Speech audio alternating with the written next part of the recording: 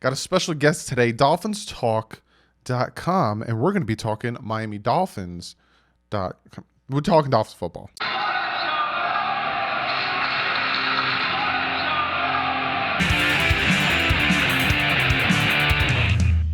What is up, Fin fans? Yes, today I brought Mike from DolphinsTalk.com. He is the creator of the website, and we are talking Miami Dolphins football. Talk about how he got his site started, and then talking Miami Dolphins football. But before we jump into that real quick, I put a survey out asking when did you guys want me? I was thinking of going live, and when did you guys want me to go live?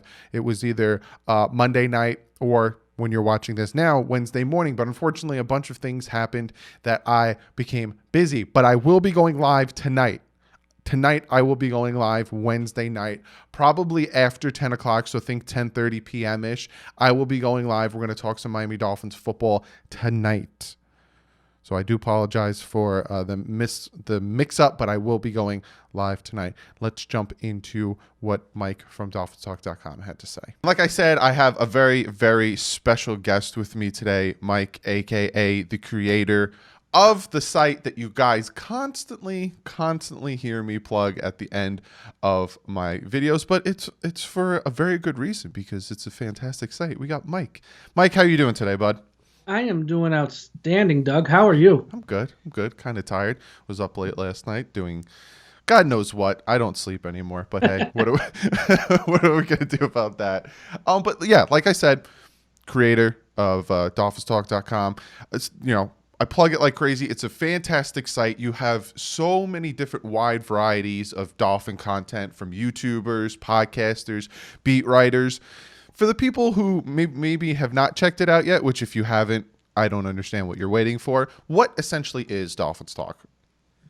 It is a website that is essentially your one-stop shop for all things Miami Dolphins. In that, we have original content in all platforms, like you said. We have YouTube videos, we have podcasts, we have a lot of podcasts, and we have written content as well, with opinion pieces and such. And we also, have our news. When news happens, we'll get it up on the site. And so it's one of those sites where you can go through to multiple times a day, see if any news has been updated or broke, and to always read new content, hear new podcasts. And it's literally a one-stop shop for all things of the Miami Dolphins. Yeah, and the like I said, the site, it's a great site. If you like to read articles and you like to get different people's opinions, you have so many different people on there, not only myself and other YouTubers, but great writers and podcasts and all that stuff.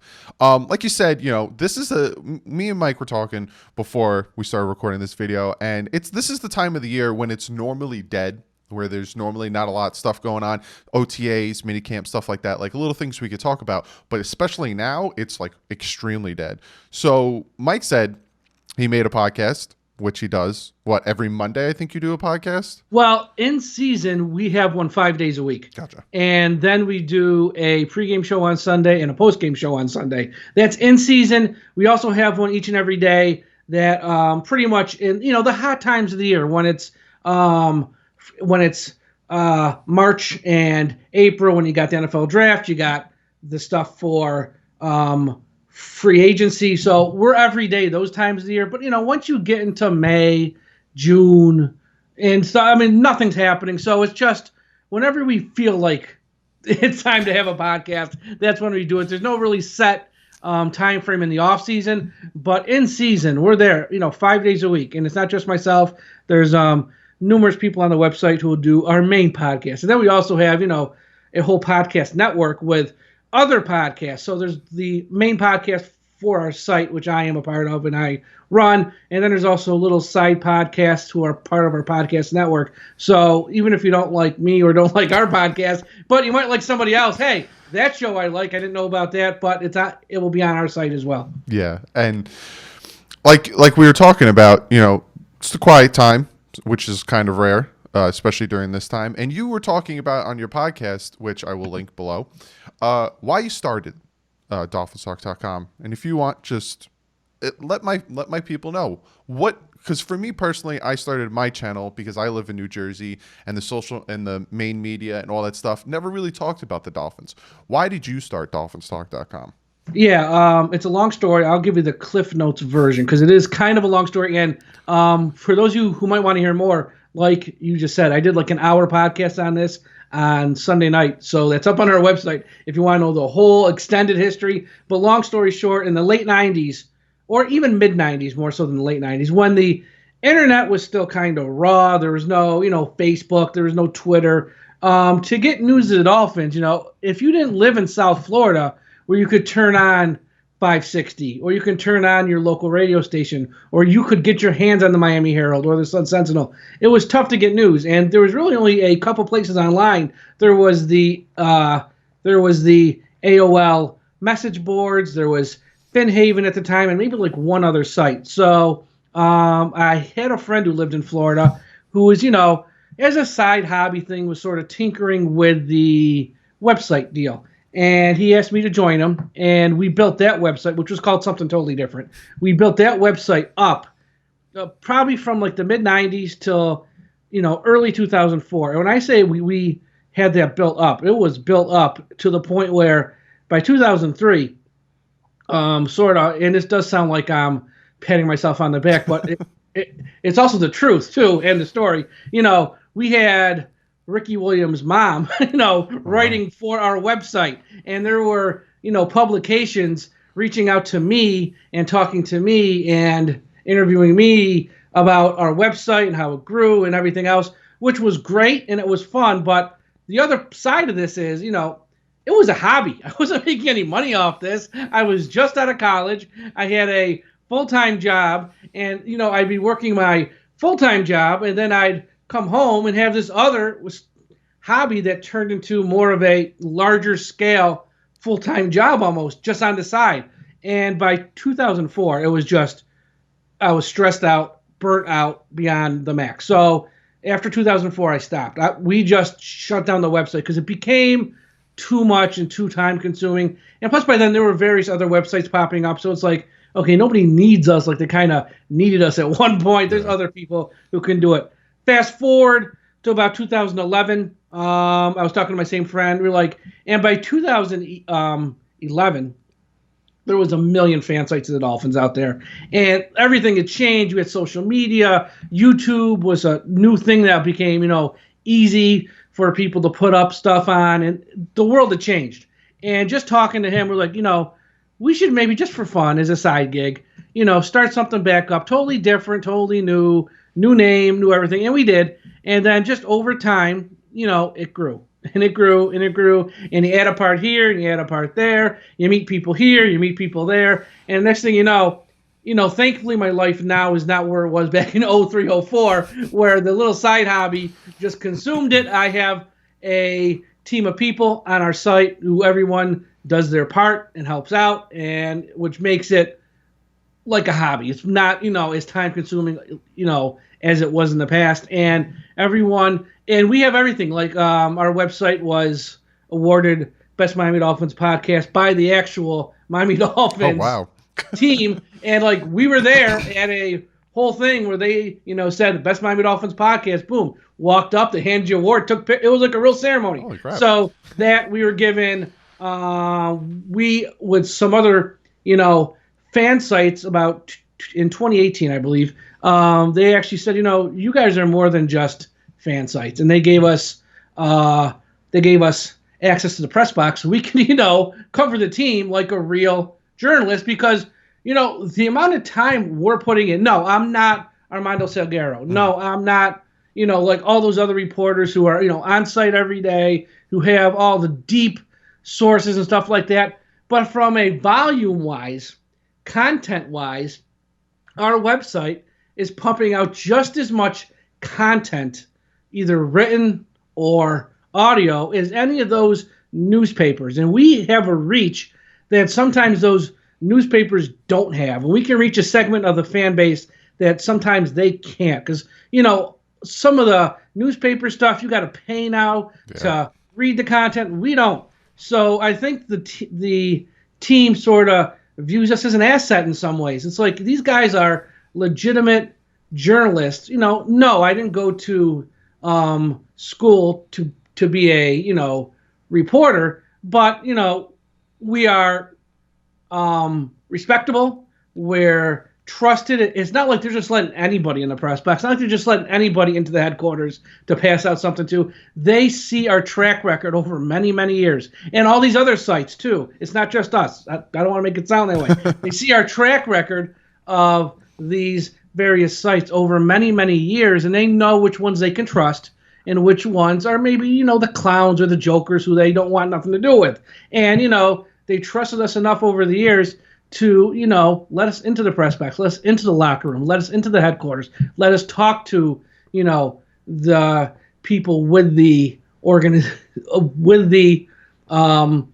organization. So, it's grown in many ways over many years. And it's a long story. Like I said, I won't get into all of it now, but we just did an hour of it on our podcast just because, I do get asked a lot, like, how did you start this? How did this happen? Yeah. How did it grow to where it grew to?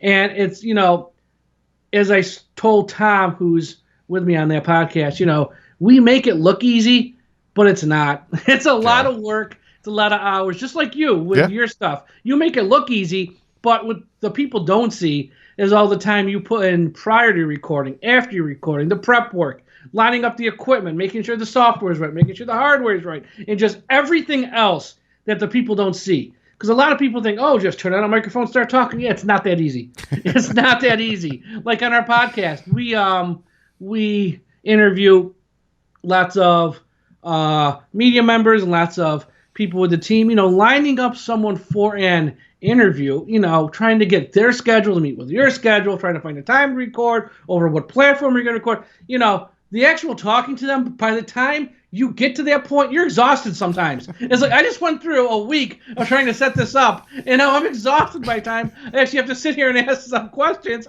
to the point where it's a lot of work, it's a lot of hours, and, you're not making any real money off this at all. And so it really is a passion project, and that's what our site is. But it is, at the end of the day, a one-stop shop for fans of the Miami Dolphins. We have everything you could possibly want. Everything. And we recently cut a deal with the people at Fanatics. So if you want to buy anything from them in general, even if it's not for the Dolphins, but most of us are going to buy stuff for the Dolphins, hats, shirts, jerseys, go to our site and click on that link, because it doesn't put money in our pocket per se. It just helps with the costs, and that it pays for the server costs. Because as we've gotten larger, our servers have gotten, we have to keep expanding and stuff. So we just cut a deal with them, and we've never had an ad on our site up until like just recently with them with Fanatics and stuff. We never charge for content, and we won't ever charge for content. So it's all free and everything like that. So if you don't want to pay for the Herald or the Sun Sentinel, the Palm Beach Post, because I know, look, those guys have to make money. And I'm not knocking them for that, but I know some people these days, it's a tough economy out there, and they can't pay to read a newspaper article. I totally understand that. So I see it from each side. But if you do still want your fix of, articles and news and stuff, but you're not going to pay, check out our site, because we have, like I said, just as much content as any of those newspapers and as any other outlet out there who focuses on the Miami Dolphins. It's a great story. And like I said, it's the same reason I joined you guys, because it's the same reason I started my YouTube channel. So it was just that it just worked out that way. So now that we talked about that stuff, let's get into the fat of the matter. Let's talk about the Miami Dolphins. How are you feeling? We've gone through free agency. We've gone through the draft. We don't know how they're doing because, like I said, there's no OTAs, mini camps, any of that stuff. But just looking at the team on paper and the possibility of what the team could be, how are you feeling about the Miami Dolphins going into 2020 and beyond? And how you feel about the direction that this front office and head coach has taken this offseason to potentially make this team better? Yeah, very optimistic. I don't know how you cannot be optimistic about this team. Let's put the quarterback spot off to the side for a bit, because that's a whole different animal in and of itself. When you look at the rest of the team, it is, from a talent level, greatly improved over last year. Even the most pessimistic fan of the team would have to admit that the talent level has been improved greatly. I think on defense, this team is ready to compete with pretty much any team in the league on that side of the ball. They have improved the talent roster that much. I think the secondary, some fans always go overboard. It's the best one in the league. We don't know if it's the best one in the league, but I'd say it's in the conversation. Top 10, top 5, you can make that case. I think it's in that conversation for one of the better secondaries in the league. Mm-hmm. You look at the front seven, that's been totally revamped. The front seven last year, and I say this half as a joke, but it's really the truth. Each week you would have to pick up a program and see who's playing end, who's playing defensive tackle, because literally they would pick someone up on a Monday or Tuesday, and he'd be starting on Sunday, and it was just a churn of constant guys that you never heard of, and obviously that has ended. So I think front seven-wise, a lot of depth there, a lot of speed there, a lot of size there as well. I think the second-round pick out of Alabama, Raekwon Davis, could be the steal of this draft because the kid has it all. It just seems like, I don't even want to say motivation, because we don't know if, the reason, his time at Alabama was all, motivation, why his numbers went down each and every year. I don't know that for a fact. But I think if he's used right, I think if he's put in the right spot, that kid can really, really flourish. On the offensive side of the ball, it is a total work in progress. Yeah. And anyone who says otherwise is just being overly optimistic. The offensive line, there's a lot of new faces. That's great because it needed a lot of new faces. They needed to clean house. So, yes, there's a lot of new faces. We don't know if, the majority of those guys are really any good. You look at Flowers, he's a one-year wonder. He had one good year in his life, which is great. It's great, but let's see him do it more than once. And I know he moved from, tackle to guard. That's great. Let's see if he can have more than one good year at guard before we just assume he's going to be fine. Yeah. At center, it's a guy who's just, he's just a guy at the end of the day. But compared to what we had, it's great. Yeah, I mean, yes, it's a step up. But that don't mean he's great. And then when you look at the rookies, and even the second-year guys, I'll sort of group them all together. Yes, everyone loves Robert Hunt. Let's see him, before we just sort of pencil him in someplace, let's see him take care of something. With Jackson, young guy, a little raw. Let's see. I mean, he has literally no competition for left tackle. No. So it's week one. It is a red, and some fans don't like to hear this. Week one, if he is not the left tackle on the field, that's a red flag because he literally has zero competition right now at left tackle. Mm-hmm. I mean, so he should be starting week one. If he's not, that would scare me. And Jesse Davis, for people who know me, they know I'm not a big fan of Jesse Davis. I won't go on a rant. But, he's okay. I mean, he's okay at best. But a lot of new faces there. So it's a work in progress. Running backs have improved. Wide receivers, some fans love them. I like them. I don't love them. Yeah. I like them. But it's a work in progress on that side of the ball, clearly. Yeah, I agree with you with the offensive line. I'm going to be making videos talking about the strengths and weaknesses of this Miami Dolphins team. And a little bit of a spoil, I'm not going to go too in depth because then all of a sudden I don't have a video. Offensive line is up there. It scares me, and I've been saying this from jump. Austin Jackson, first-round pick. I wish it was someone else. I've always said I wish it was someone else, but I don't hate the kid. Got a ton of talent. The physicality's there. He's got those traits, like I always say, you can't teach, but he's super raw. And that worries me, especially at such an important spot at left tackle. And a lot of people like to say, hey, Doug, Tua's a lefty. Yes, but we also have other quarterbacks that might play. Well, that's something else. That's something else. People, okay, and this is, I hear that a lot too, and people really need to understand this. Okay, just because our quarterback throws left-handed, the teams we play, they don't care. So most teams' best pass rusher is still going to line up on the right-hand side. So whether your quarterback throws with his right hand, throws with his left hand, or throws with his feet, they don't care. They're not going to switch what they do on that side of the ball because they have a lefty quarterback. Their best pass rusher, which for most teams, 9 times out of 10, lines up on the right-hand side, will continue to line up on the right-hand side. Mm-hmm. They're not going to move him because you have a lefty quarterback. So the whole, you better have a strong right tackle over a strong left tackle. You know what? You need both. Yeah. Okay, that's number one. Number two, you still need a very strong left tackle because teams you're playing, they don't care that your quarterback throws left-handed.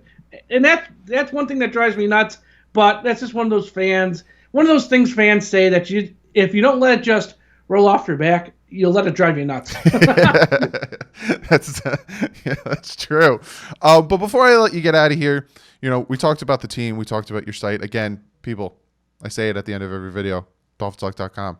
Check it out. Great site. Ton of content.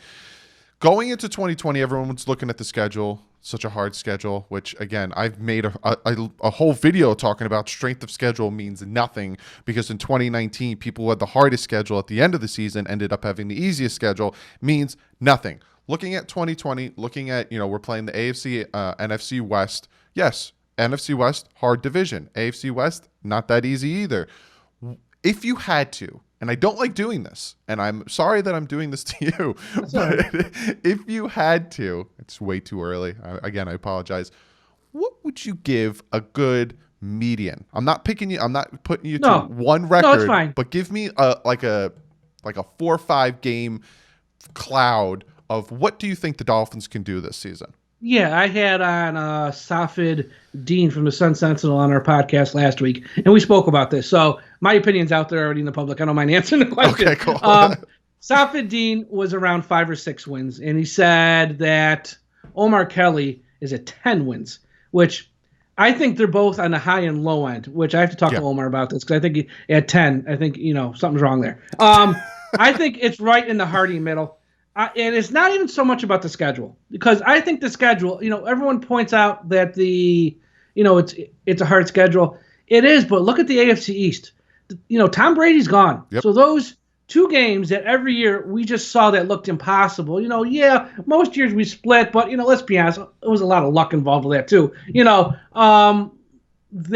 Those 2 games become a lot easier, and they just become regular games at the end of the day. They're not these impossible games that, like, oh my God, the Patriots are coming to town. Now it's like, who cares? The Patriots are coming to town. So I think honestly, just because the offense is such a work in progress, it is at 6 to 8 wins. I think, 8 wins though, now, because people forget they added a playoff team. There's 7 playoff teams now in the AFC. At 8 wins, you might be in the mix, for a playoff spot. So if they can get to 8, that's not crazy for them to sneak into the playoffs. But honestly, at the end of the day, and we can talk about, all the guys they added. We can talk about the offensive line. This season comes down, in my book, to 2 things. Number one, the head coach and his staff. And I know, look, I like the head coach, but we've been down this road before too, where a head coach shows up, has a great year 1. And with our head coach now, Flores, yeah, people say it was a great year 1. He won 5 games. Now, yes, it was great because it was a horrible roster. Yeah. I totally understand that. I get it. I'm not knocking him by any means. But he still only won 5 games. And then he fired both his offensive coordinator and the defensive coordinator. So how well this staff can come together is a question, because it's pretty much a whole new coaching staff, especially on offense. Okay, especially on offense. The other factor is the quarterback spot. And I know, fans get that warm and fuzzy feeling about Ryan Fitzpatrick, and I understand he beat the Patriots week 17. He hurt their chances in the playoffs. Oh my God, we love Ryan Fitzpatrick. Ryan Fitzpatrick last year, for the most part, was okay. He wasn't great. He was okay. And fans, so when fans say, how long are we going to have to wait to play the kid that we took at number 5 there, it's like, well, hopefully not long, because Ryan Fitzpatrick, he's been in the league forever. And he's, hasn't had 2 good years in a row ever. So if you want to count 2019 as him having a quote-unquote good year, well, we know what to expect this year, because it hasn't happened yet. And he is also 37, or he's about to be 38 years old. I mean, I don't know how much you can expect to get out of him more than what we saw last year. And I think, with him up, if he's healthy, and that's always the question, but if he's healthy, it makes 0 sense to sit him. The people say sit and learn. The other group of fans that drive me nuts. Sit and learn what? This kid is coming out so polished and so ready to come into the NFL game. Any rookie quarterback will take their lumps. You might as well get him out of the way now. Yeah. Because if you wait till next year, he's going to take his lumps next year as a rookie, because he's essentially then a rookie. So you might as well get him out there as soon as possible, because he's the future. He's the guy that, they have invested all this in. And, Ryan Fitzpatrick ain't going to lead the Miami Dolphins to a Super Bowl. So the sooner we can move on from him, the better. Yeah. And yeah, I've talked about it tons of times on my channel. I like Fitz. I like what he did. You know, those 5 wins in my eyes were because of him. He helped the team drastically in those 5 wins. But the fact that he came out in the press conference and says he limits the amount of times he throws in the offseason. His arm was dead the second half of last year. He was shot putting the ball.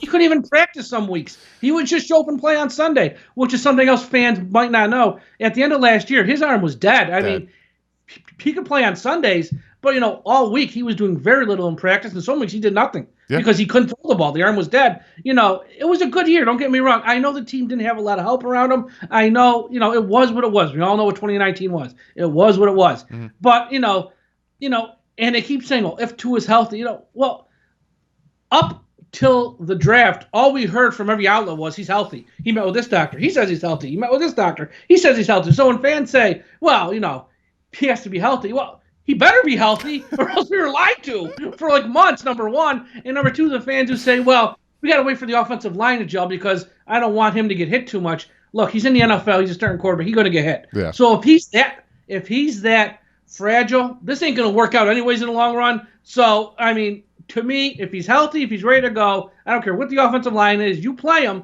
because he's going to learn real fast, throw the ball quick. If you got a bad offensive line, you will learn real fast. Throw the ball quick or else you're going to get hit constantly. So, you know, that's also not the worst thing for him either. You want to teach him to get rid of the ball quick. Put him out there with an offensive line that might be a little rough around the edges. Trust me, that will raise his game and get the ball out of his hands real fast. Like I said, be sure to check them out. I say it at the end of every video. I'm going to say it now, DolphinsTalk.com. It's a very, very good site. Done a ton of content over there.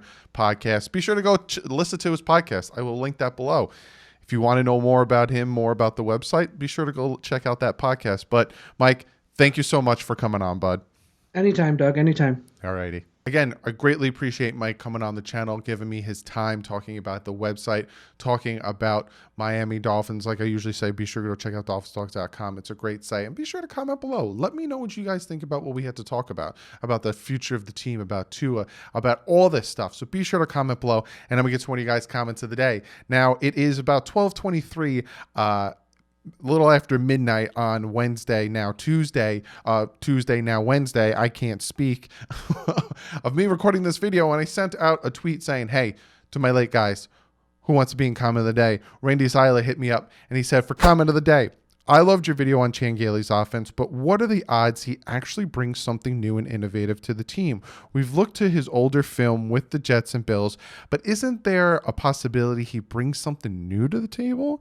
Very good question. Like I said, if you haven't checked that video out, I broke down kind of the scheme and the ideas that Chan Gailey is going to bring to the Miami Dolphins, and I talked about players that will succeed. Now, the Chan Gailey likes to run a spread offense. Normally, the base is 3 wide receivers, 1 tight end, 1 running back, or vice. You know, it's a mix-up. Go watch the video. You'll see me talk about it. Brings up a good question. You know, we saw with the Titans, we saw him with the Bills, we saw him with the Chiefs in 2008. And then we kind of saw him with the Steelers in the 90s. Is he going to bring something new? It's a very good question. I think he will. I think he'll try to move forward and try to be innovative. He did it with Cordell Stewart, putting him in different positions. You know, Tony Gonzalez had a lot of good plays. He started bringing the RPO with the Miami Dolphins. I forgot to talk about him being offensive coordinator for the Miami Dolphins 2000 to 2001. He brought the RPO, started to bring, you know, some pass options. He will bring in something new. What it will be, no idea. We all know how the Miami Dolphins and how Brian Flores works. Keeps everything hush-hush, tight to the chest. We don't know. But I honestly do think he'll bring something new. And I think, like Ryan Fitzpatrick said, it'll be easy to learn but hard to defend. And we'll see what that means.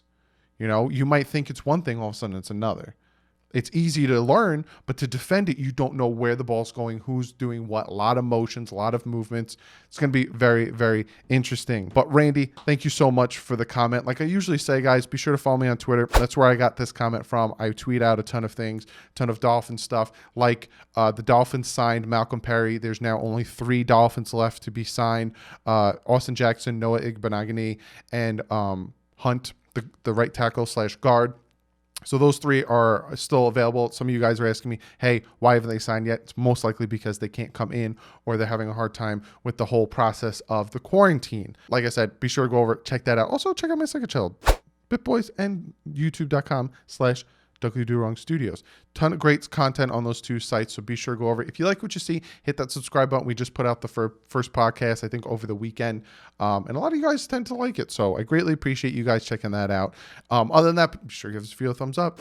Got a ton of ideas, a ton of videos I'm going to be doing and breaking down the Miami Dolphins 2020 weaknesses and strengths. That's my next 2 videos I'm going to be coming out with. Got a ton of videos planned. And be sure to give this video a thumbs up because you like the content and you like me bringing in different people to talk Miami Dolphins football. I already said it, but be sure to check out DolphinsTalk.com. You already know, listening to the video. Be sure to hit that subscribe button. Like I said, I got a ton of videos planned, a lot planned going on.